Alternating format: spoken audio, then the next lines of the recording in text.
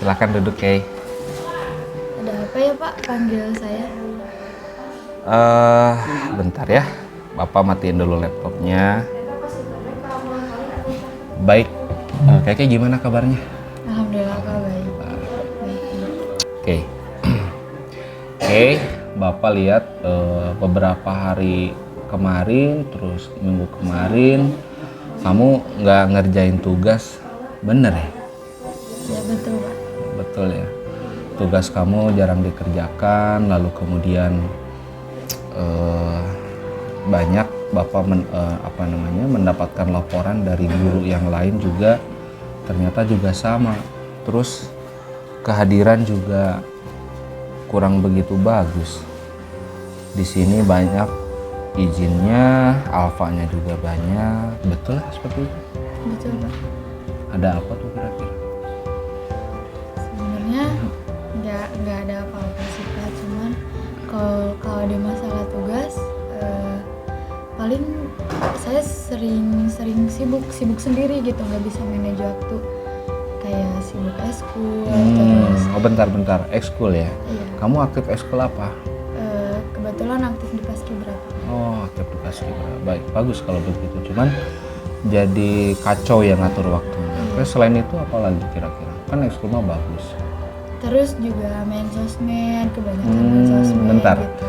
Kalau sosmed yang kamu suka itu apa aja kira-kira? Bapak pengen tahu. Buka WhatsApp, WhatsApp, Instagram, TikTok, Twitter, Line juga. Line juga. Biasanya sehari berapa jam gitu sehari? Kadang dari pulang sekolah buka HP langsung. Terus sholat asar, kepotong sholat asar. Habis sholat asar lanjut lagi ke maghrib. Nah, habis maghrib sholat ke masjid, ngaji, makan, langsung isya. Habis isya kadang dari situ lanjut lagi main sosmed sampai tidur Pak. Kayak gitu. Itu ya alasan. Baik, kalau begitu kira-kira kalau misalkan kamu terus kayak gitu merugikan nggak buat kamu kira-kira? Kalau saya pikir-pikir lagi sih emang sangat merugikan sih Pak gitu. Jadi banyak waktu yang kebuang gitu. Banyak waktu yang kebuang ya. Iya. Terus itu kan sebetulnya di kelas kamu tuh, di kelas kita itu sudah ada kesepakatan atau sudah ada keyakinan kelas. Sesuai nggak itu dengan keyakinan kelas yang menurut Keke itu adalah bahwa perbuatan Keke itu sesuai nggak dengan keyakinan kelas yang Keke yakini? Sangat tidak sesuai. Sangat tidak sesuai kan? Iya. Ya tapi kenapa Keke seperti itu? Banyak lupa. Terus kepotong sama kerjaan rumah. Oh, jadi di rumah juga suka bantu-bantu. Iya, bagus sih, bagus.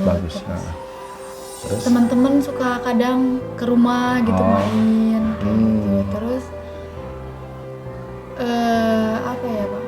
Sama kepotong sama tugas yang lain gitu. Deadline-nya tuh lebih cepet yang itu gitu. Oh iya. Baik, Pak. Jadi kalau misalkan kayak begitu itu kan tentu kalau misalkan Keke setiap kali ada tugas nggak dikerjakan lalu kemudian sering bolos sekolah, tentu ini kan nggak baik juga buat Keke ya. Yang pertama kehadiran kan sangat penting di sekolah, lalu kemudian tugas juga yang penting, itu kan diantara kewajiban Keke yang harus dituntaskan. Nah kira-kira kalau misalkan ini mah ya Keke terus kayak gitu, nanti kemudian ya Keke nggak dapat nilai dari guru mapel yang lain, lalu kemudian dari Bapak juga, tentu Bapak juga nggak bisa menilai nilai proses Keke dalam proses pembelajaran karena ya tugas nggak ada, terus kemudian kehadiran juga sering bolos. Ada nggak kira-kira solusi dari Keke untuk memperbaiki ke depan agar tugasnya itu bisa dikerjakan, kira-kira bagaimana? Kalau solusi dari saya sendiri mungkin saya bakal nge-push diri saya sendiri buat ayo manage waktu yang benar. Jadi yang pertama kamu mulai manajemen waktu yang benar. Kayak gimana tuh manajemen waktu yang benar? Kayak dipisah-pisahin gitu, ini waktunya buat ngerjain tugas, ini waktunya e-school, ini waktunya main, mana waktunya main sosmed Oke.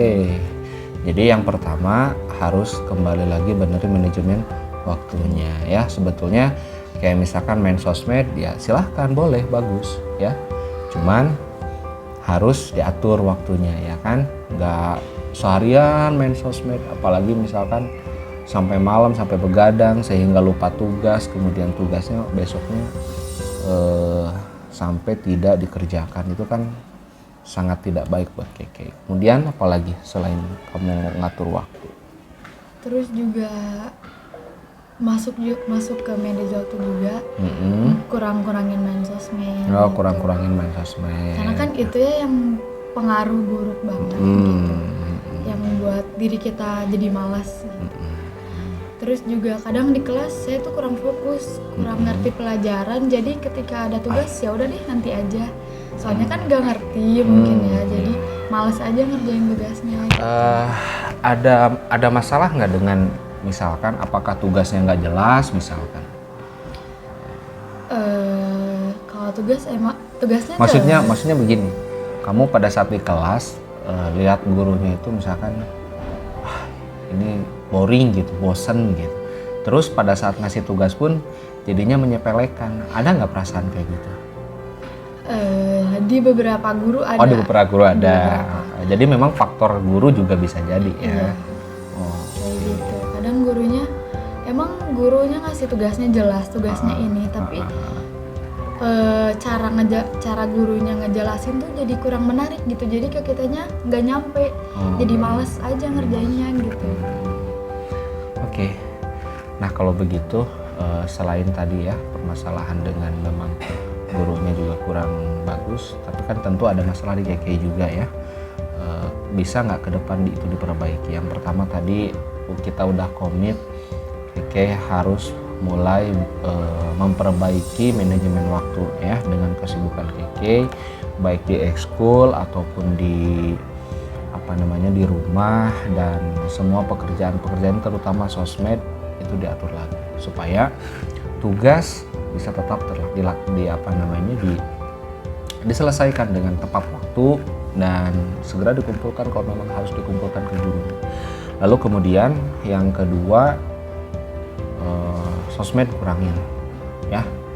Boleh main sosmed, bagus untuk melihat realitas hari ini, update informasi hari ini itu bagus. Cuman tetap harus dibatasi, jangan seharian main, apalagi mengakses informasi-informasi yang tidak baik ya, itu dikurangi. Mudah-mudahan ya ke depan kita sama-sama berkomitmen, Keke nanti sama Bapak juga dipantau perubahannya ke depan, apakah ada perbaikan atau tidak ya. Bapak harap tentu ada perbaikan ya.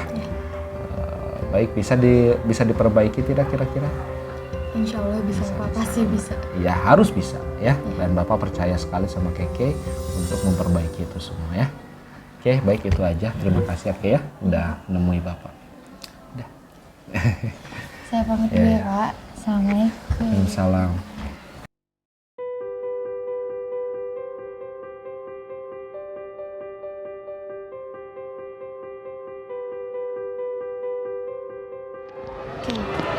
Assalamualaikum warahmatullahi wabarakatuh. Saya Khaira Andini Zilziani dari kelas 11 IPA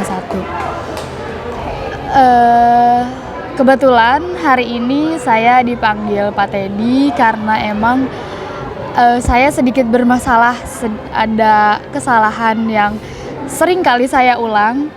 Lalu sehingga Pak Teddy memanggil saya. Terus Pak Teddy sebelumnya menegur teman-teman saya yang lain tuh berbeda. Kali ini tuh beda banget. Kayak biasanya kan kayak langsung hukum atau gimana. Nah, sekarang tuh kayak lebih pengertian gitu. Jadi saya yang ditegurnya pun merasa lebih terbuka. Terus dalam penyampaiannya juga baik. Kayak saya tuh dingertiin gitu. Sehingga saya tuh bisa memperbaiki diri saya, kesalahan saya apa, saya harus bagaimana. Itu Pak Teddy sangat bantu saya banget gitu. saya sangat berterima kasih kepada Pak Teddy telah memanggil saya karena emang saya bermasalah. Tapi setelah dipanggil tuh saya tidak merasa marah, tidak merasa apa, malah saya merasa oh ini saya dapat solusi gitu gara-gara dipanggil Pak Teddy. Saya sangat berterima kasih. Baik, mungkin hanya itu yang dapat saya sampaikan. Wassalamualaikum warahmatullahi wabarakatuh.